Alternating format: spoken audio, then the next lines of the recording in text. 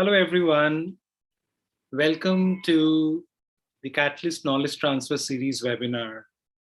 I'm Saurabheshwar Sen, Chief Mentor and Founder, welcoming all of you for a discussion on the different emerging opportunities in the sector of development, social science, and human service professions. A little bit about Catalyst, to formally start this session.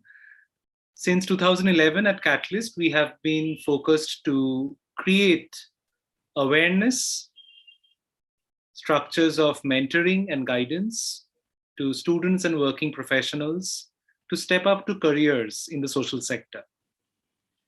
To achieve that at Catalyst, we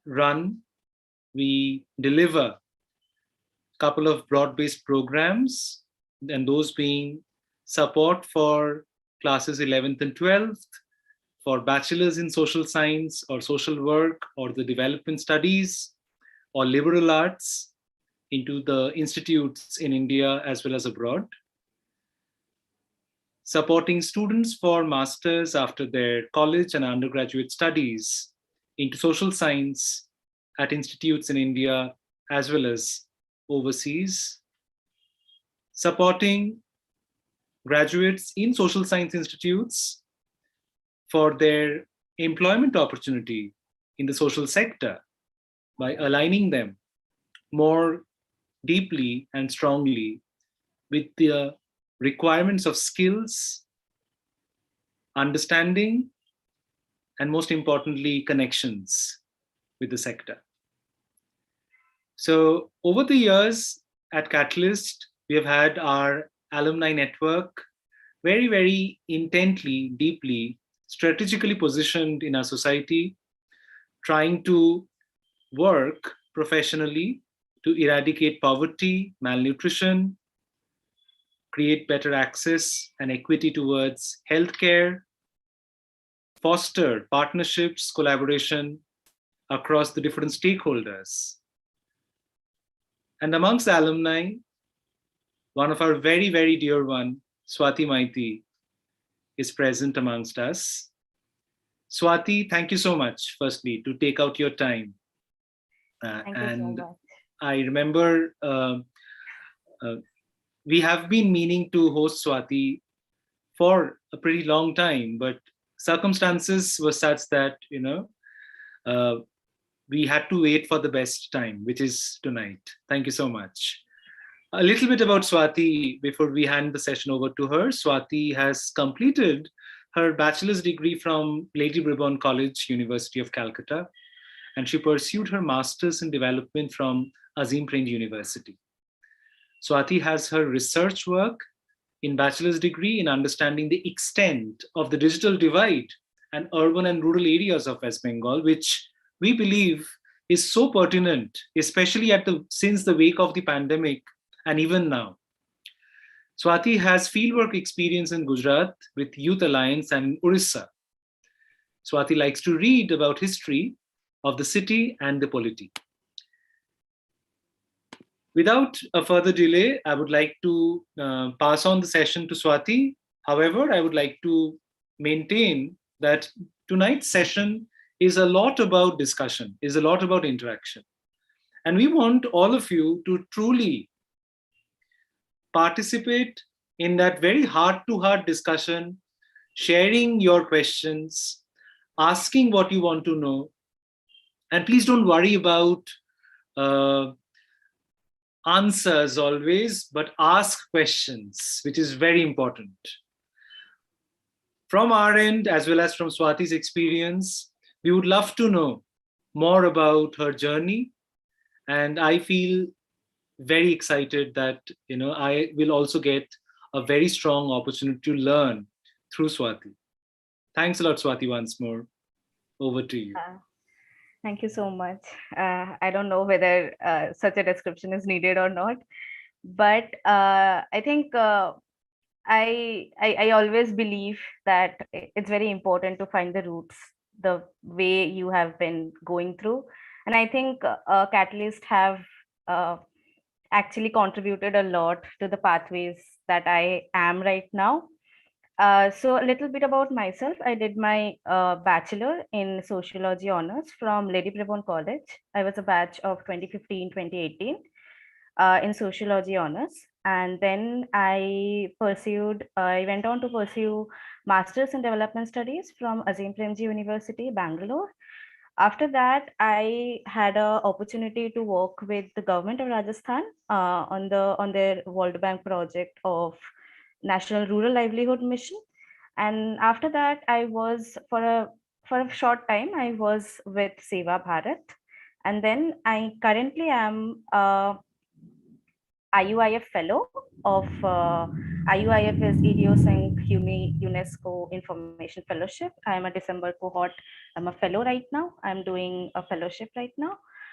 So that's about me, about my background. And before I can start with the PPT, I would really ask you and urge you to stop me at any time that you feel and ask me questions. I want it to be as lively conversation interaction as I want to be. I don't want it to be a monologue. If you think I have to explain something, I'll just ask me, raise your hand or just unmute yourself, and then just we can have a conversation around it. So I'll just start sharing my screen.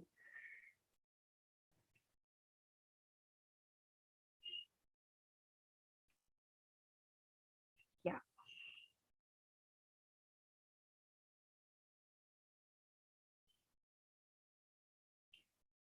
Is the screen visible? Yeah. Okay. So I think the agenda is very short. I've kept. So I'll talk about a bit about my academic journey, the field work or the exposures that I got through my academic journey, and then I'll go to professional journey, the journey that I had after graduating from Azim Premji University, and then I'll open the forum for question and answer with the participants.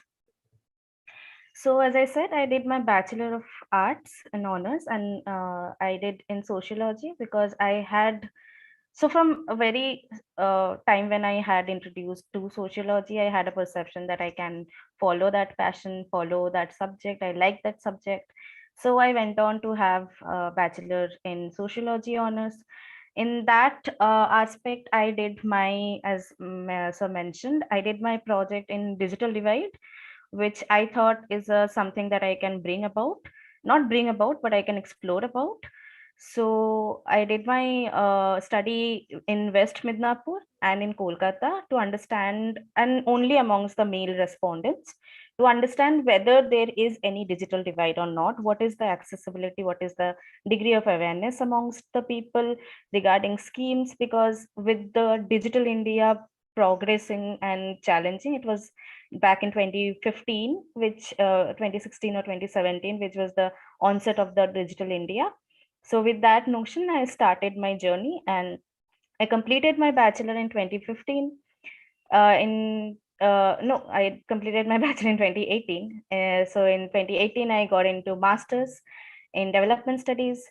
So in development studies, I had that opportunity to be in a space where it was very, I think if I have to go back and understand my journey of formal education, I think Azim Premji University gave me all that I was missing about. It was a space where I was, it's a free flowing space. It's a space where people can talk, people can learn, and people can understand what they are, how they are. And the discussions really helped me to understand what I am thinking about. So in 2019, I did my summer internship. I did my summer internship with SEVA. It's a self-employed women's association in Gujarat, in Ahmedabad. And I looked into in their project of procurement and value chain analysis amongst the rural communities of Anand district and Surendranagar district. I was particularly was employed with the Seva Rudi and to look into the spices of Gujarat. So how the chilies are coming, how the turmeric is coming, how every nodes of the value chain is being said. I will explain value chain, and if you have any question, please get back to me. Please, I might I'm telling you, I might use some terms which you might not know, and it's okay to not know, but you can always ask about what is it. So in 20, not in 2017, 2020, I actually joined Rajivika, which is Rajasthan Gramin Ajivika Vikas Parishad. It's a NRLM project under the government of Rajasthan. And I was actually appointed as the block project manager, Jodhpur unit.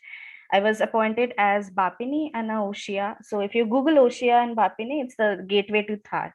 So I was at the desert. So from Kolkata to Bangalore to desert.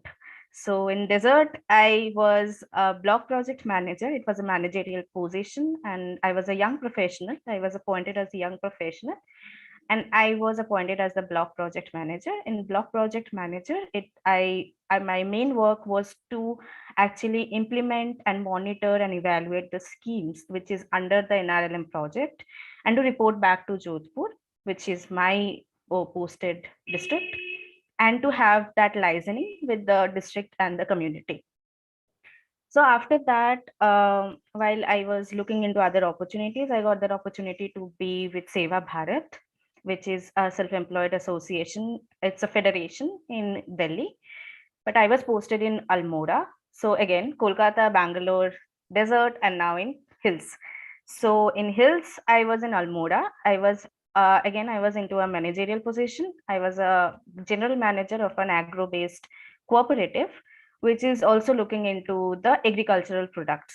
So again, from the farm to the field, and from the farm or the field to the market, what is the licensing, what is how it is going on. I was particularly interested in the brand and everything. So my work was the face of the agriculture officer or something like that. But it was a very basic thing. So I enjoyed what I did. After that, I actually had that opportunity. I saw an opportunity in my LinkedIn profile, and few of my friends actually applied for this UNESCO fellowship. And I thought throughout this whole career journey, I just asked myself, I am doing what I am doing, but so what? So I think media came there, and media rights fellowship was something that I wanted to explore. I was like, yeah, I'm young, I can do something right now, but later on I might not be able to do it. So I applied for that fellowship, and I got into, right now I'm a fellow. So academic journey, I think I before I went to the APU and started my journey with APU, I did my internship with AC Nielsen, and I also did an internship with Earth Day Network. And I think Earth Day Network, I got to know about Earth Day Network from Catalyst, and I did an internship with them. And then when I went to, so I would not talk about the specific courses, because I believe there has been sessions about it, and people who have actually talked about are my teachers. So Pooja ma'am, Porak sir, Harini ma'am, they are my teachers. They have been through my 2 years journey, or maybe many semester. So I would not talk about the courses which the university offers. I would like to have my journey, share my journey about what I went through, what were the subjects that I took up, and then we can take up questions about it.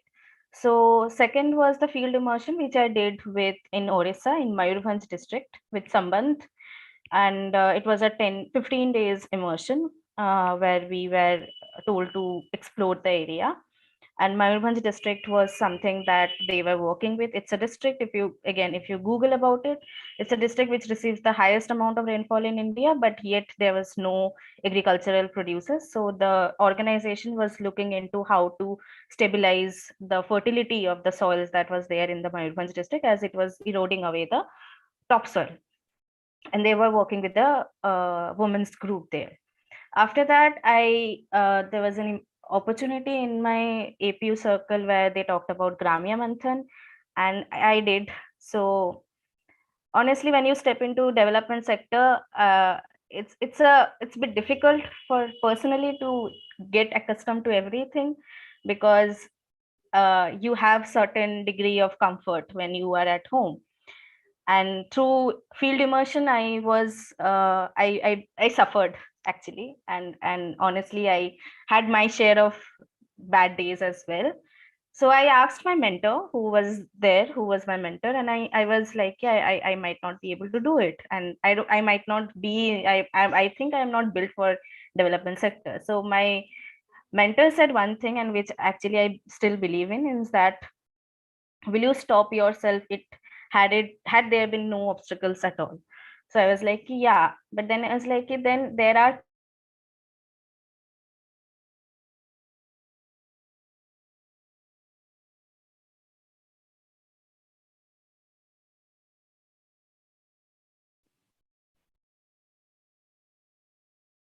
So could be a little network latency. We wish we would hope Swati would be back very soon. Kindly stay with us. Thank you.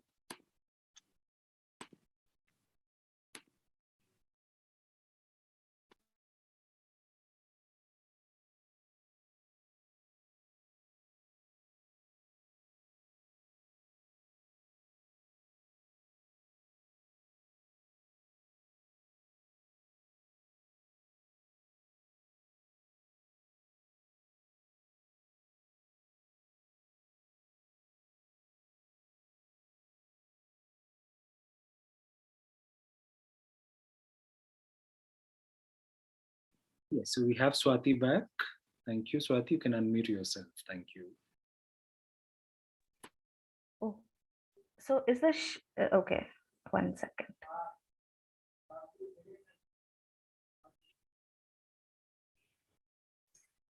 Oh.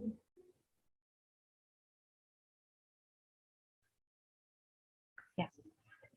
So as I said, my area of interest was value chain, to understand the community and how the product is formed. I did my winter dissertation about value chain analysis amongst the ideal makers of Kumartuli. And my focus of area was labor patterns and the changing labor patterns, and how the clay, which is so common, which is not even something that we can think of, which is from Ganges of river, how the clay is moving along the whole nodes of transaction. So how the clay is changing from a common property to a property which is a commodity. So how the economic transaction is happening, and the labor changes also, the labor patterns also changes.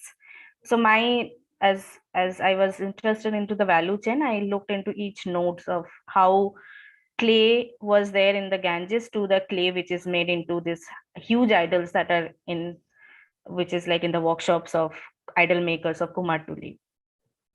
My specialization was in livelihood. I did my specialization in livelihood, and the subjects that I took are such as informality and work, women and work, and action development, and like program planning and implementation of gender analysis. So my focus has been, so then you can understand, like first I had the value chain, then the value chain analysis, and then I have focused into livelihood and gender, which still now is my focus on. So during Rajasthan also, as I was working with the National Rural Livelihood Mission and was appointed as the block project manager, I was looking into the SHG groups, which was led by the woman. And I think I would like to share some of the stories because it's very important. I think we always have these notions of, like a power of knowledge that comes, that we know things, and when we go to the field and they're like, "Yare, ye log to kuch bhi nahi jante hai," but trust me on that, this women's are the wisest people of all people. They made me a very homely place when I was there in Rajasthan, and they still call me and they're like, "madam ji आप कब आ रहे हो?" And I was like, नहीं, मैं नहीं आ रही हूँ अभी, मैं तो बाद में आऊंगी तुम लोगों से मत मिलने के लिए. So, so when you work with the SHGs, I think if you're interested in microfinance and how the group enterprise has been taken up, so there are history behind it. How today also, when with the with the elections coming on, you can see how the policies has been there that they will give lakhs to the women group enterprises, which is the SHG groups. And there's a reason why SHG's groups are so strong. If you look into the Kudumbashree model as well, the SHG's groups are very very strong web of network which is there at the ground, and we utilize that. We finance them, we make them MSMEs. In during my tenure, I did 5 MSMEs with the woman, and I had a very simple logistics about it. They are good at something, but they don't have the market, and I cannot bring the market to them. So I will bring the market to the place where they can go. And it's a simple thing. You don't have to make it a, like a huge thing. Oh my god, it's a huge product, I have to make an Instagram page and everything. No, you don't have to.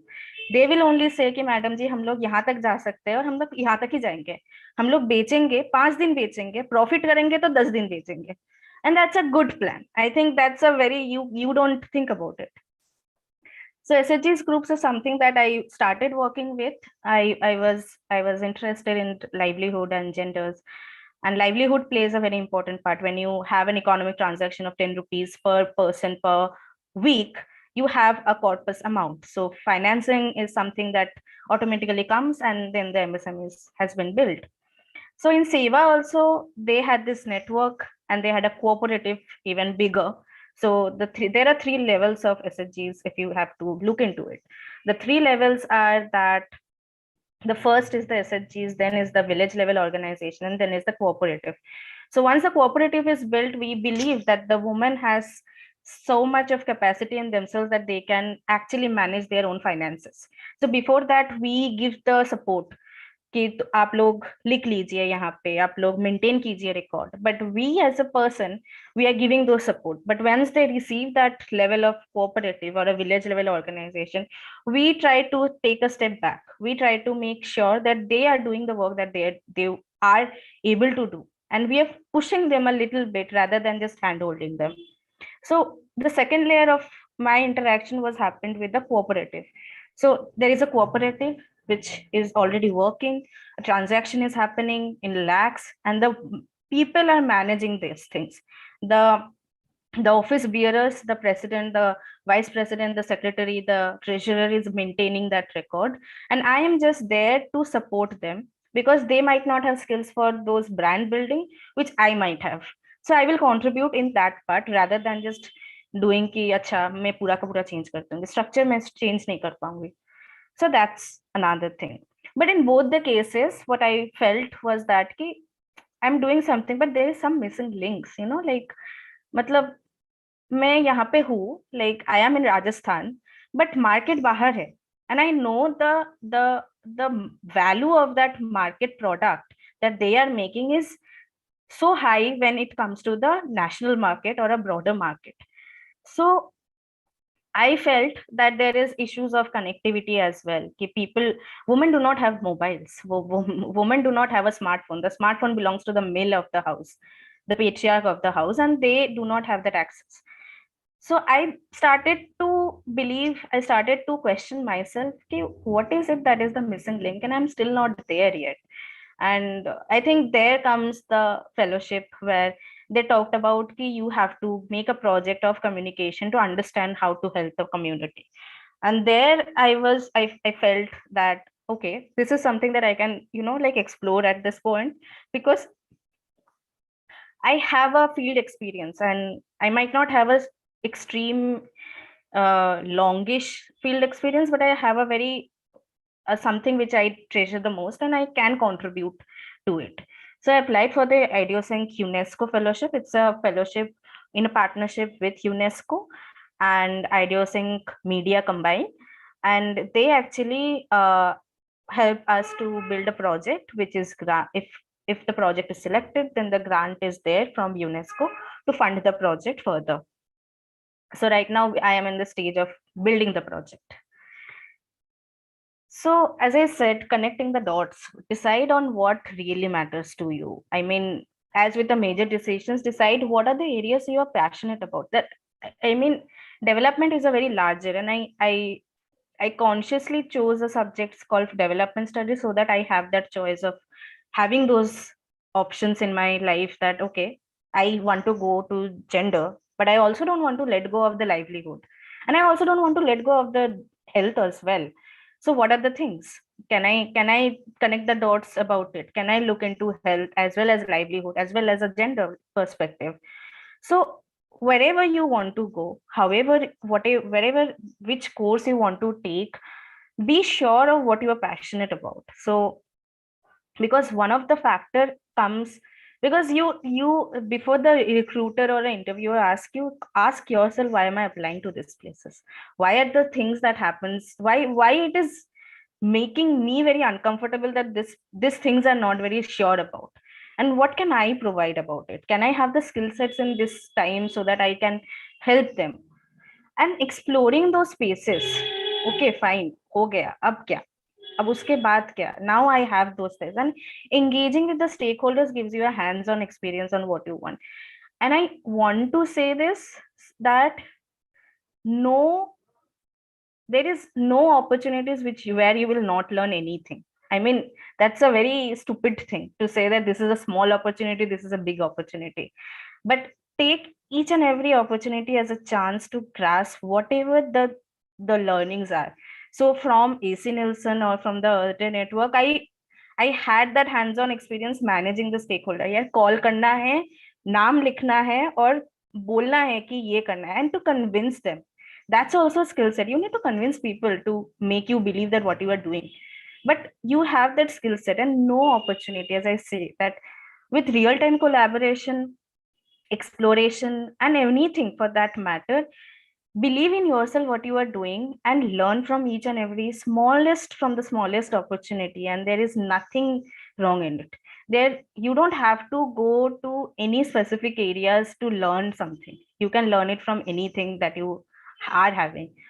Take the chance, take the opportunity. And because the exams are coming, I just want to say that life is a exploring place. Like, trust me on that. There is nothing bounding you to say that ki you will not get in this.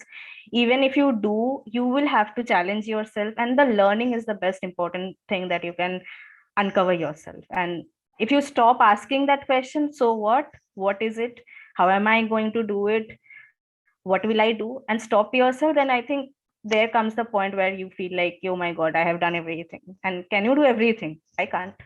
So yeah, like, challenge yourself, believe yourself, and at the same time take all the opportunities that is there.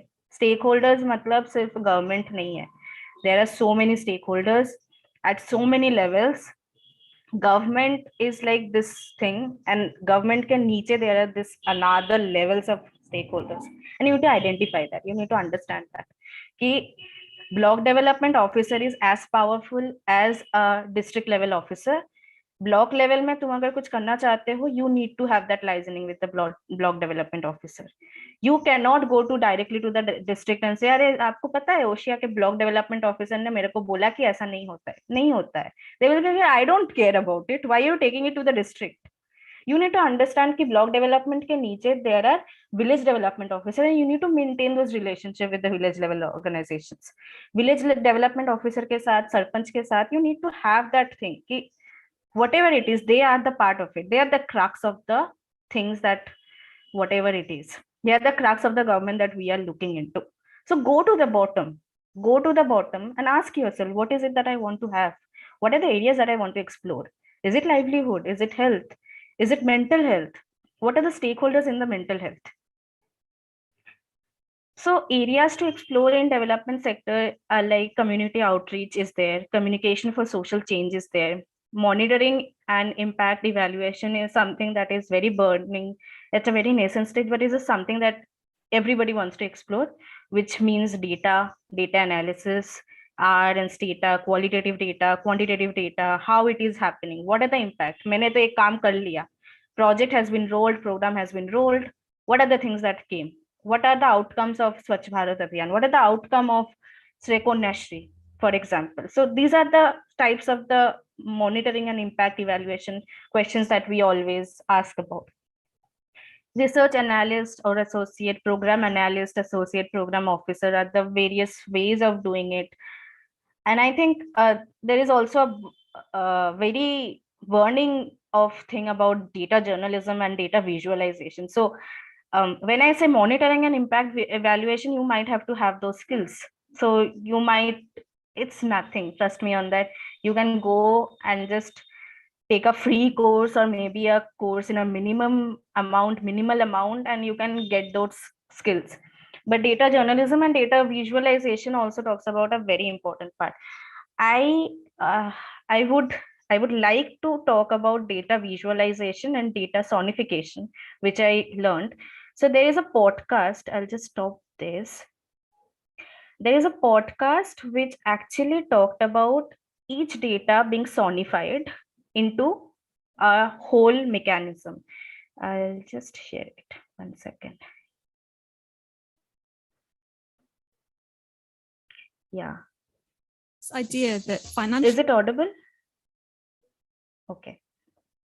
data would work really well in music because it's normally reported in quarters, which gives it a natural 4/4 beat.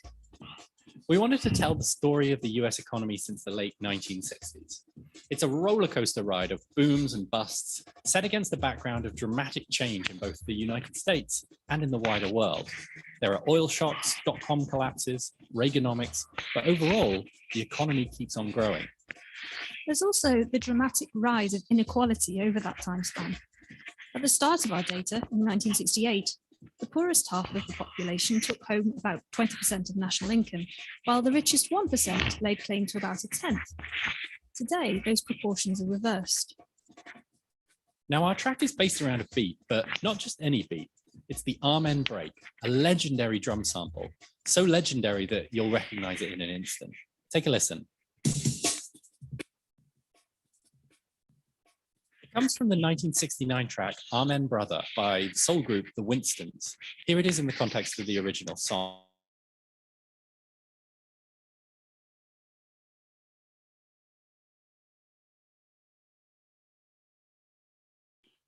Little latency again, I feel. We should be back. Kindly stay with us. Thank you.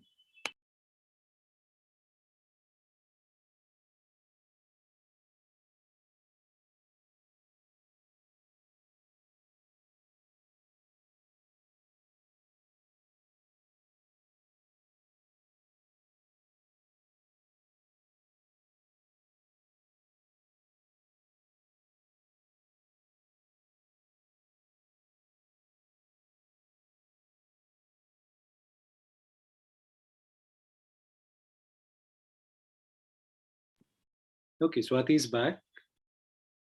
Little latency possibly, I think. Oh, just a second. I'll just No just problem. listen No to problem. this podcast, and that's it. That's for my thing. US economy starts cooling down and spinning backwards into recession. So does the music. When the economy moves out of recession, well, there's no better way to get a crowd going than this.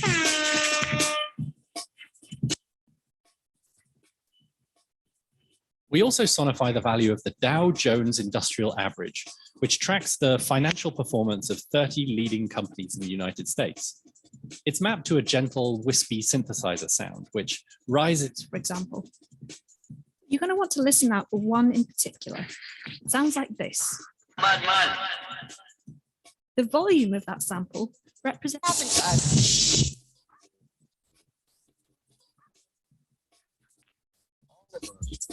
Bachelors.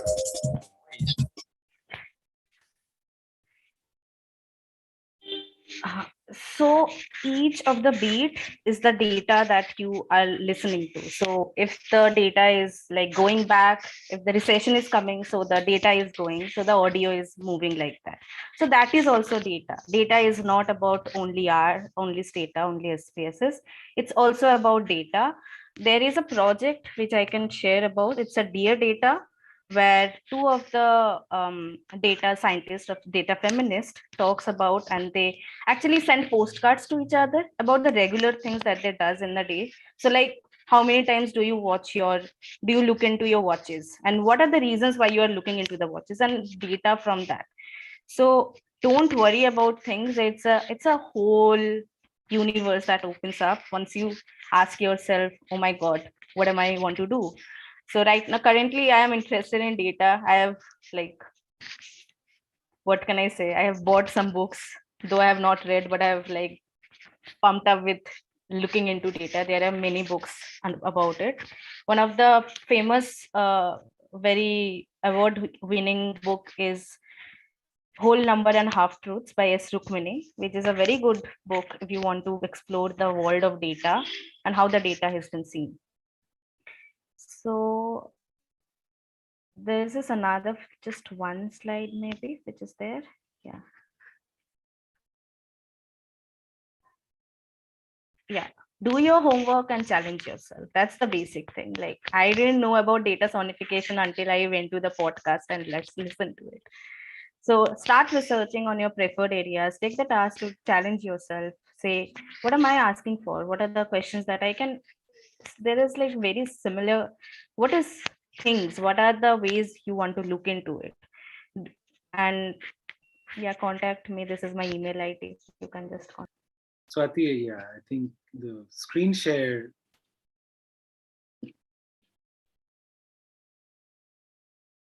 wasn't coming up.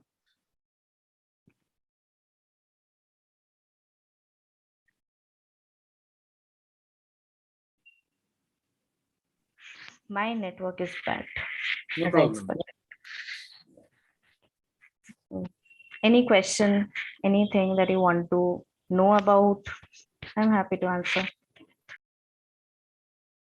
We open the question and answer space for the participants. Please feel free to use your microphone, ask your questions, or if you don't want us to hear to your lovely voice, then you might want to chat.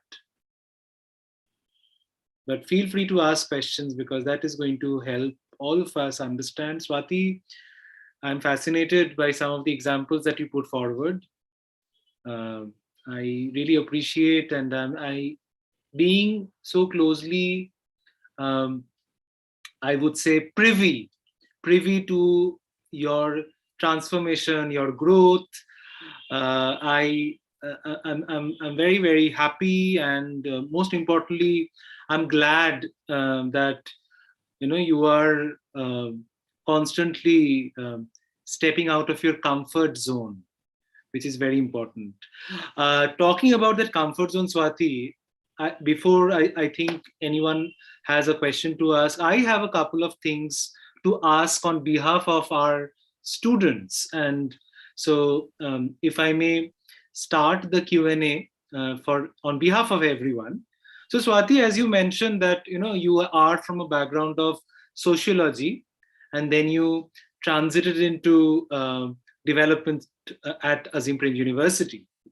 And of course, after that, the entire experiences that you shared with us has definitely been, to all of us, a very thrilling account from your end, I would say. A lot of learning and lot of exposure. Now, I have a question, which is again connected to some of the very basic realities, with our career choices.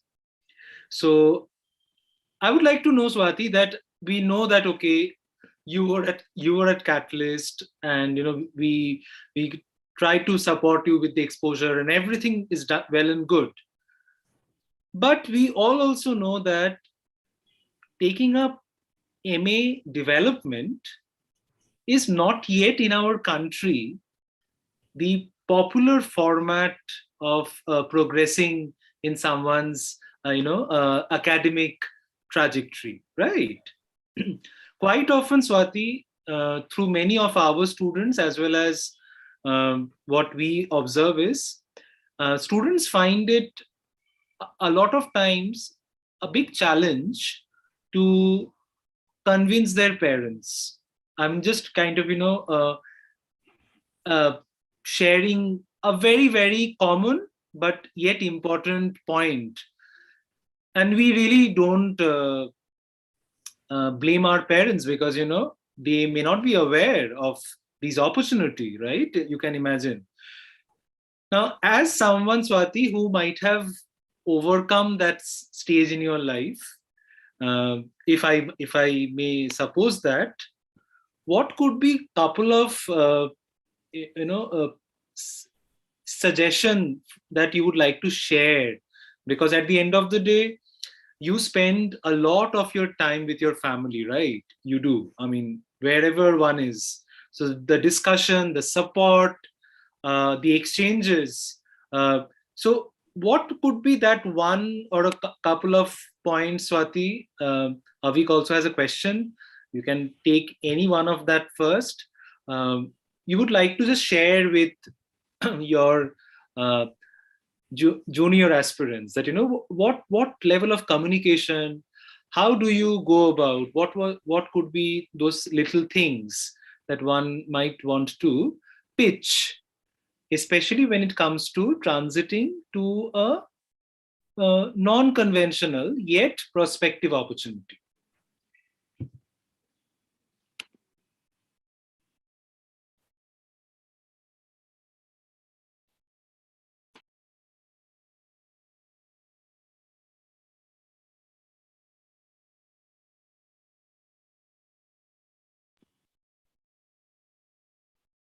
Okay, so I would like to thank all of you again for your patience. I guess the network's acting up tonight.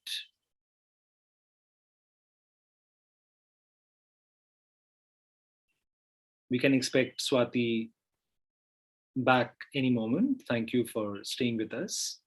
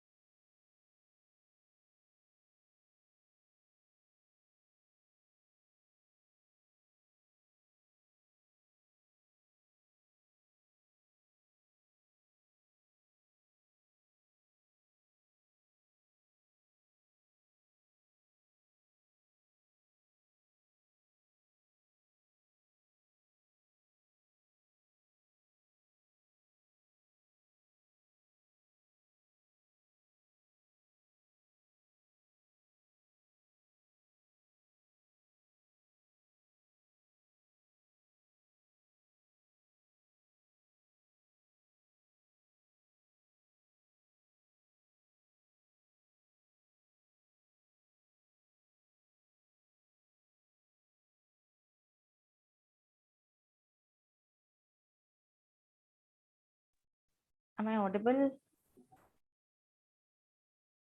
Yes, Swati, thank you for joining back. You are. Yeah, I'm so sorry about my patchy network. So I think I'll take up the question that you have asked, and then I can go into OPX questions. Yes, it is difficult. It is difficult to make them understand that you wanted to do. So I think people are inherently very helpful. Okay. It's just that to understand that this is the sector that I want to step in is something that you need a lot of convincing.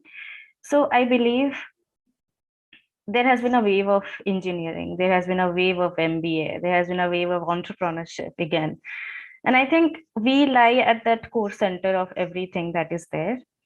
And it's a long conversation. For me, it was a very long conversation where I needed to make my parents believe that what I'm doing is something that I believe in. And it may not be something which is very popular and mainstream, but it is something that I believe in, that may not be so, though so large, but yet so small.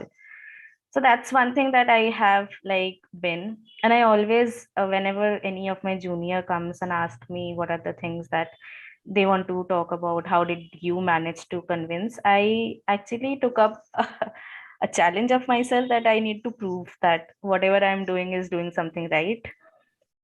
And I believed in whatever I'm doing. I questioned myself a lot of time, but I believed the path that I'm taking is something that which is important. And I think that that's very important now, like to believe yourself, to say that until and unless people will question you, like that's the general thing I can say.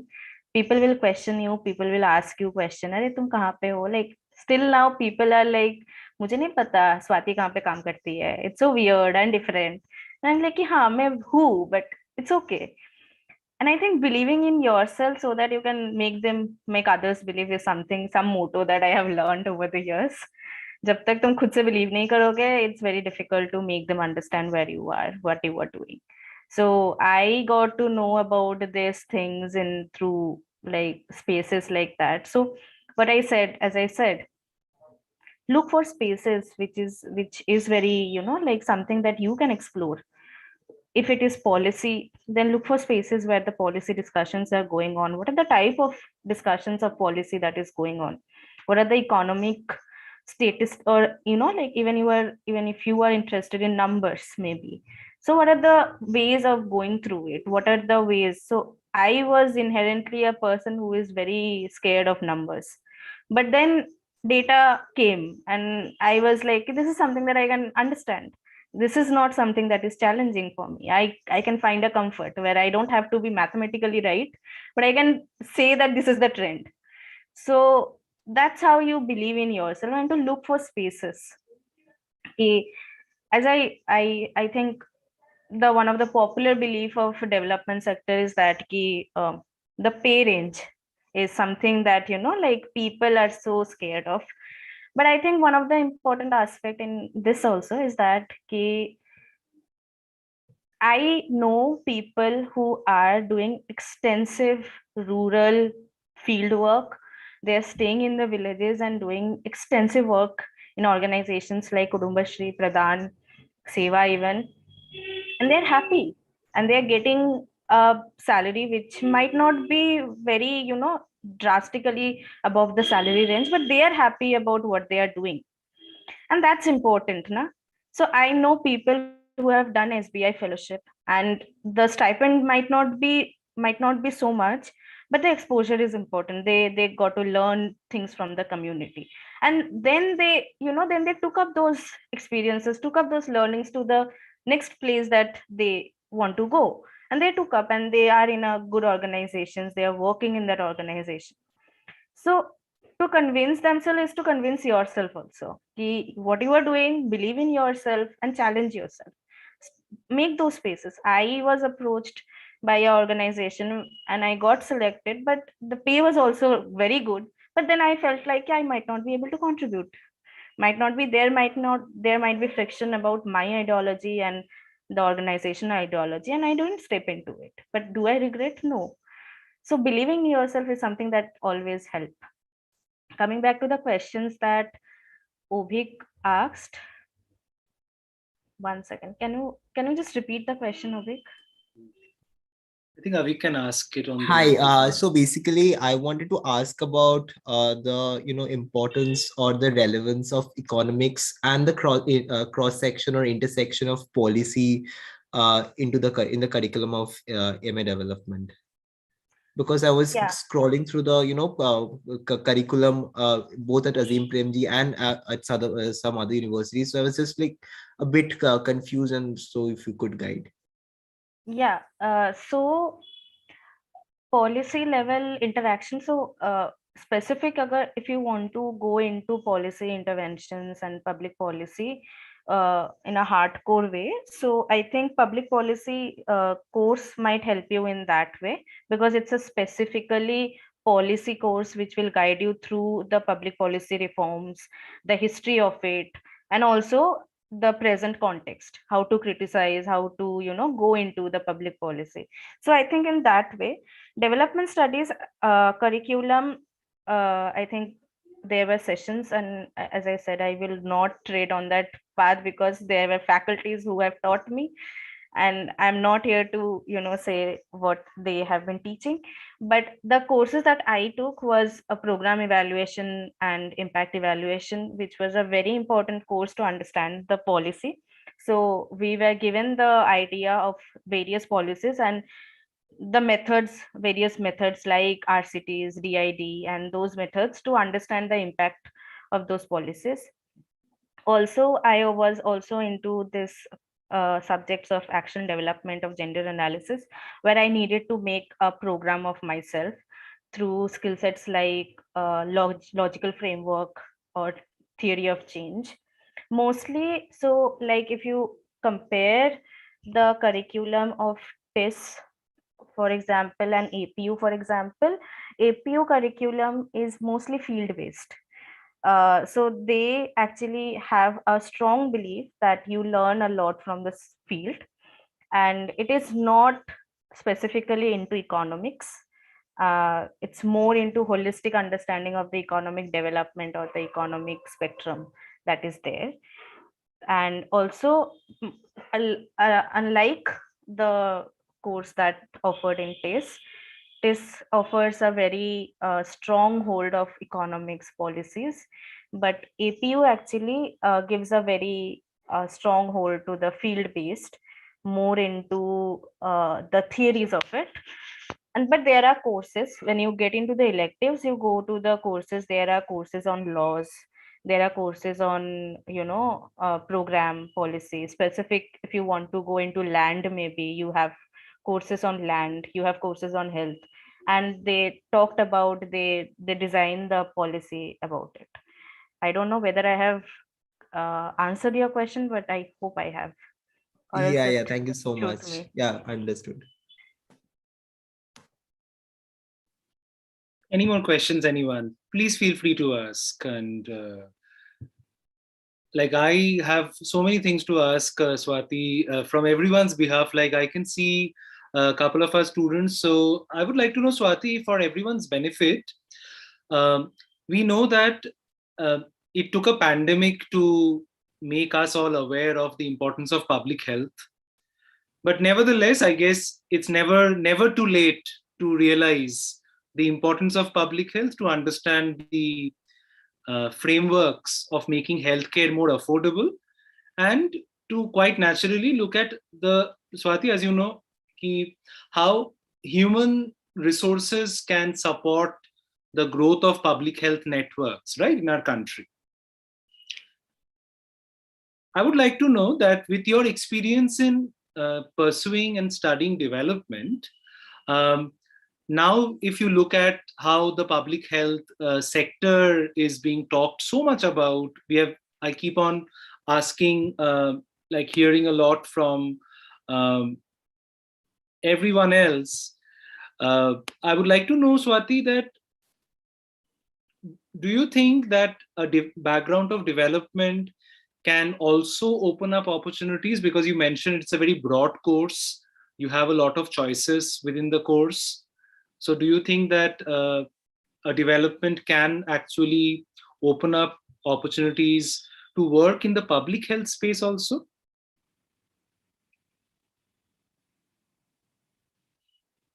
And I think before you take my question, I will definitely prefer if you would like to answer Ria first, who asks a very important question of how sociology helped you for pursuing your master's.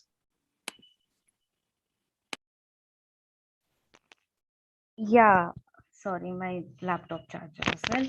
So I think sociology helped me a lot to, you know, go about a subjects like development. So like, you know, so sociology, if I guess I am hoping that you know about sociology and you might be pursuing, that's why you are asking this question. So sociology is a very broad topic where there is policy, there is political science, there is economics, there is psychology even, and gender studies even there is. And those subjects actually gave me a shape to where I want to. So I wanted to take up a broad subject like sociology in my master's as well. I don't wanted to go into a specific subject for per se. I applied for development studies only. So because I wanted to take that advantage of having that broad aspect like a sociology subject to further in my course. And as a subject sociology, yes, it helped me a lot.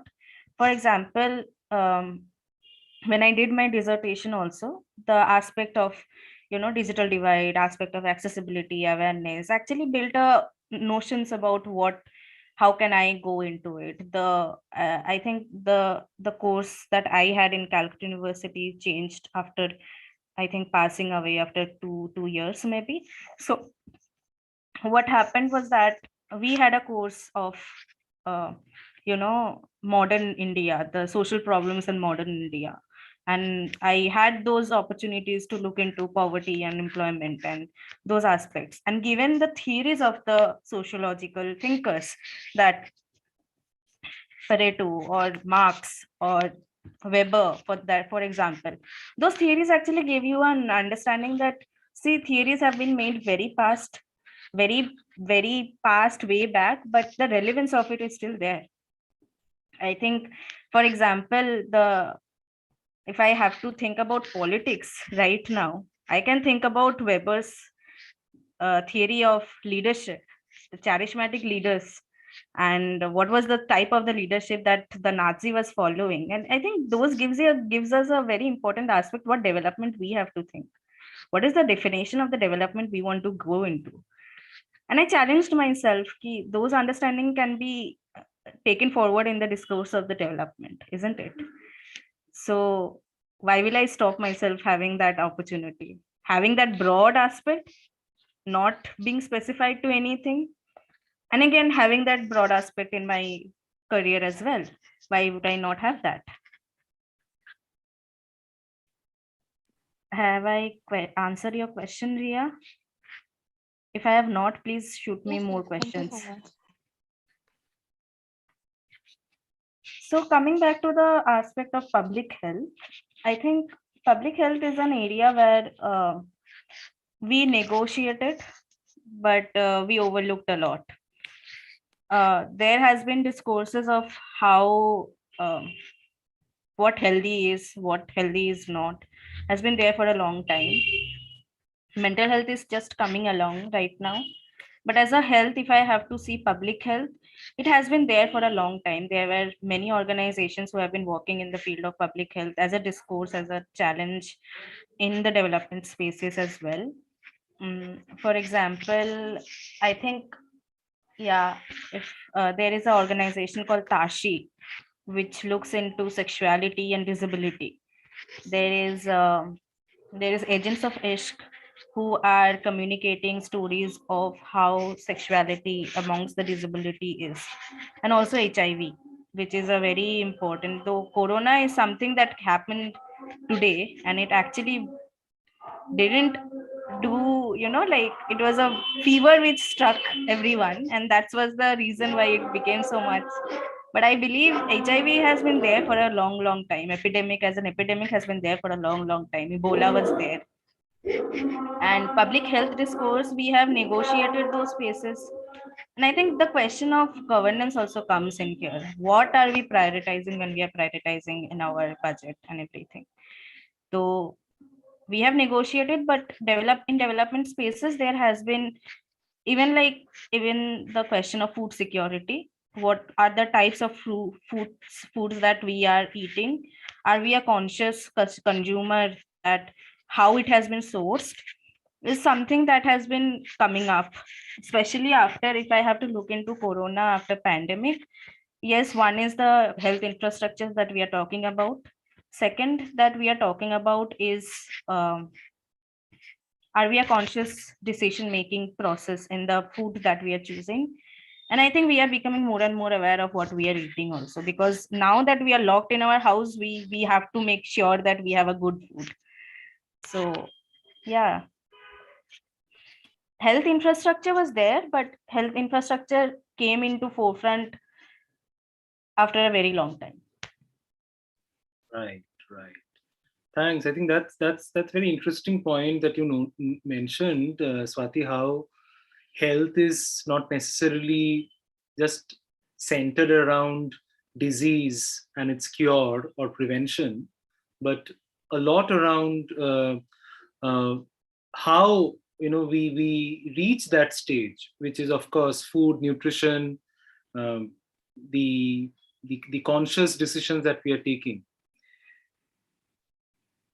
So right, so I think we are closing in to the end of this session tonight, and Swati looks still a little stuck, I believe. So we will just kind of allow her to be back. Yes, I think she is back right now, Swati. Yeah, there you are. So right. So one of the organization which is working with the public health infrastructure for a past maybe 10 to 15 years is in Chhattisgarh. It is called JSS, who are working Right. in anima amongst the marginalized community in Chhattisgarh. So there has been discourses. Even Gram Vikas is also working in public health, in spaces of public health and livelihood. True, true. I think that's very interesting point to note that, especially with the renewed focus, the pent up demand in the healthcare sector, which Swati quite rightly mentioned, that it's always been there. It's just that it required, a little bit of sort of a shock and awe treatment with the pandemic, helping us to evaluate, as she mentions, the value chain again. I guess Swati's discussion tonight, what I really enjoyed on everyone's behalf was the fact how wonderfully she put through the interrelationships between the different points, including data, which she showed us how can it be sonified. I mean, that which was very, very interesting to understand, that how it was almost felt like, the reflection of a mood into music, right? So Swati, can't thank you enough. I guess we wish we could actually hear more from you, and I can assure all of you that this is not the only time that you'll be listening to Swati. We will not be letting her go so easily. So we'll definitely have some very interesting plans lined up in the coming days, I'm sure, so that we can engage with Swati and her understanding and her experiences more. Do feel free to share with us your thoughts. After today's session, you will be receiving a feedback form with the right email IDs so that you can write back to us. And we might even share some of those feedback with Swati and more questions that might come up in the process, right? Thanks a lot, participants, for joining in. Keep supporting us for our efforts to create more consciousness about careers in social science, of opportunities to work in the development sector through the eyes of many of our alumni, professionals like Swati, who are in the field, applying themselves, learning, unlearning, relearning, and then repeating the entire process to help us all sustain a better future ahead. Thank you so much, everyone, for your time. We take a leave on that note. Swati, once more, thank you. Thank you so much. So I'll just leave the meeting.